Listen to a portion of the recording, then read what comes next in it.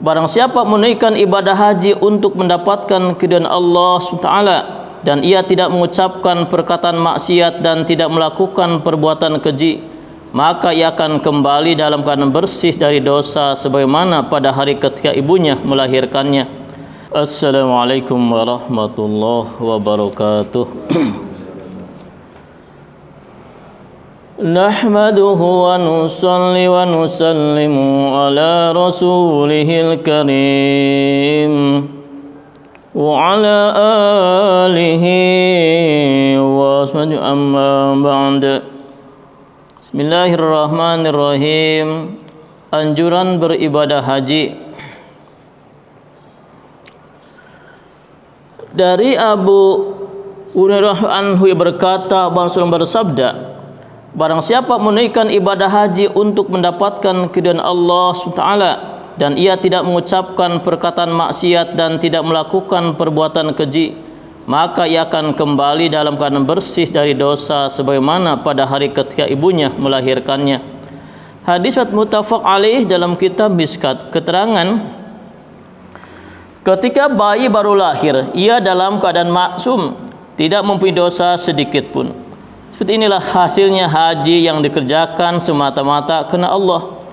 Berdasarkan hadis-hadis tentang haji, dan ulama mengatakan bahwa dosa yang diampuni dengan haji adalah dosa besar dan dosa kecil. Akan tetapi kebanyakan ulama berpendapat bahwa yang diampuni adalah dosa-dosa kecil saja, sebagaimana telah dijelaskan di permulaan kitab Fadilah Salat. Yang dimaksud diampuni dosa sebagaimana disebutkan hadis ini adalah dosa-dosa kecil.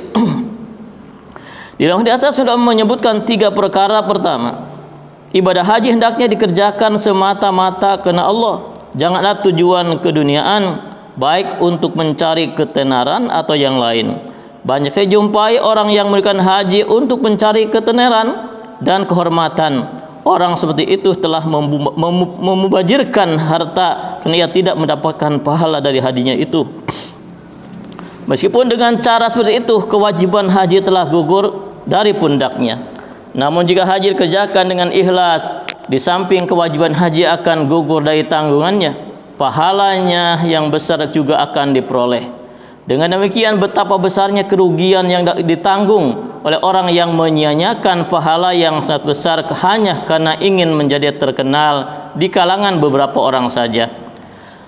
Dalam sebuah hadis sebutkan bahwa Rasulullah bersabda, menjelang hari kiamat nanti orang-orang kaya dari kalangan umatku akan melakukan haji, ibadah haji dengan tujuan berekreasi dan bersenang-senang, yakni daripada melancong ke Paris lebih baik melancong ke Hijaz. Dan orang kelas menengah dari kalangan umatku akan berhaji dengan maksud untuk berdagang.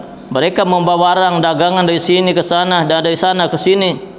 Para ulama berhaji dengan tujuan untuk ditunjuk-tunjukkan kepada orang lain dan mencari ketenaran, bahwa Pak Kiai Anu telah pergi haji 5 kali atau 10 kali.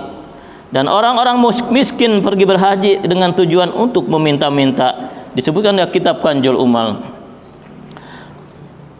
Para ulama menulis bahwa orang-orang yang bukan haji badal untuk mendapatkan upah, yakni bertujuan mendapatkan manfaat dunia, termasuk dalam golongan orang yang bukan haji untuk berdagang. Masih ini juga akan dibicarakan dalam keterangan hadis ke-15. Dalam hadis yang disebutkan bahwa para penguasa dan para raja pergi berhaji dengan tujuan bersenang-senang, orang kaya dengan tujuan berdagang, orang miskin bertujuan meminta-minta, dan ulama bertujuan mencari kemasyhuran. Disebutkan dalam kitab Idhab. Di antara kedua hadis di atas tidak ada pertentangan, karena pengertian orang kaya dalam hadis pertama adalah orang yang sangat kaya, yang dalam hadis kedua disebutkan sebagai penguasa, dan orang kaya yang disebutkan dalam hadis kedua adalah orang kaya yang tingkatannya di bawah para penguasa, yang untuk hadis pertama disebutkan sebagai orang yang tingkat menengah. Dalam hadis disebutkan bahwa suatu ketika Umar Anu sedang duduk di antara Safa dan Marwah. Tiba-tiba sekelompok orang yang baru saja turun dari untanya datang dari Masjid Haram dan bertawaf di sekitar Ka'bah. Kemudian mereka melakukan sa'i antara Safa dan Marwah. Setelah selesai, Umar Anhu bertanya kepada mereka, dari mana mereka datang? Mereka menjawab bahwa mereka datang dari Irak. Umar bertanya, untuk apakah kalian datang kemari? Mereka menjawab, untuk haji. Dan Umar bertanya kepada mereka mengenai kemungkinan adanya niat yang lain. Mereka menjawab tidak ada. Maka Umar berkata, mulailah beramal, yakni semua dosa kalian yang lalu telah diampuni. Kedua, dalam hadis di atas sebutkan bahwa dalam menunaikan ibadah haji jangan ada rofas, yakni perkataan yang keji. Sebelumnya perkataan rofas yang berarti mengucapkan perkataan yang tidak senonoh. Telah sebutkan dalam ayat Al-Quran, para ulama telah menerangkan bahwa kalimat ini adalah kalimat yang singkat tetapi padat, termasuk di dalamnya segala macam perkataan yang sia-sia, kotor dan tidak sopan. Bahkan membicarakan masalah bersetubuh di hadapan istrinya dan isyarat dengan mata atau tangan yang menunjukkan perkataan yang tidak baik pun termasuk di dalamnya. Dan semuanya itu dilarang karena menimbulkan nafsu dan birahi. Perkara ketiga yang disebutkan hadis atas adalah pusuk, yakni jangan melakukan perbuatan yang keji. Kata ini pun telah disebutkan dalam ayat sebelumnya. Para ulama telah menerangkan bahwa kalimat ini adalah kalimat yang singkat tetapi padat, yakni meliputi segala macam kemaksiatan kepada Allah dan termasuk juga bertengkar, karena ini merupakan perbuatan yang keji. Dalam hadis Rasulullah SAW bersabda, kebaikan haji adalah berbicara dengan ramah dan memberi makan. Maka bertengkar dan berbantah-bantahan dengan jemaah haji yang lain bertentangan dengan sopan santun dalam berbicara. Oleh karena itu sangat penting bagi setiap jemaah haji untuk tidak mengkritik orang lain sesama jemaah haji, tidak berbicara dengan kasar dan melewati mereka dengan penuh tawadhu dan akhlak yang baik. Para ulama menerangkan bahwa akhlak yang baik bukan saja berarti tidak menyakiti orang lain, akan tapi akhlak yang baik adalah menahan dan bersabar atas kesakitan yang datang dari orang lain. Kata sabar ditinjau dari segi bahasa artinya menampakkan. Para ulama menerangkan bahwa mengapa perjalanan dinamakan safar dalam bahasa Arab, karena akhlak seseorang akan tampak ketika dalam perjalanan. Umar berkata seorang, apakah engkau kenal dengan si fulan? Orangnya bagaimana? Orang itu menjawab, iya, saya kenal dia. Umar bertanya lagi, apakah engkau pernah bepergian bersamanya? Ia menjawab, tidak pernah. Umar berkata, kalau begitu engkau tidak kenal dia. Dalam hadis disebutkan bahwa suatu ketika di hadapan Umar ada seorang yang sedang memuji orang lain. Umar bertanya kepadanya, apakah engkau pernah bepergian bersamanya? Orang itu menjawab, tidak pernah.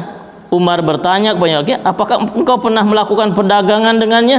Orang itu menjawab, belum pernah. Maka Umar berkata, lalu dari mana engkau mengetahui keadaannya? Disebut dari idhab. Sebenarnya hanya dengan melakukan perjalanan bersama-sama, akhlak seorang dapat diketahui. Terkadang secara sepintas akhlak seseorang tampak baik, akan tetapi di dalam perjalanan sering terjadi kesusahan yang membawa kepada pertengkaran. Oleh karena itu dalam Al-Quran sebutkan secara khusus, dan jangan berbantah-bantahan dalam menunaikan ibadah haji. Alhamdulillah di hadis menjelaskan tentang bagaimana proses perjalanan haji dan hal-hal yang harus dijauhi untuk menjaga nilai-nilai ibadah haji sehingga mendapatkan haji yang mabrur. Mudah-mudahan aku niat amal dan sampaikan insyaallah.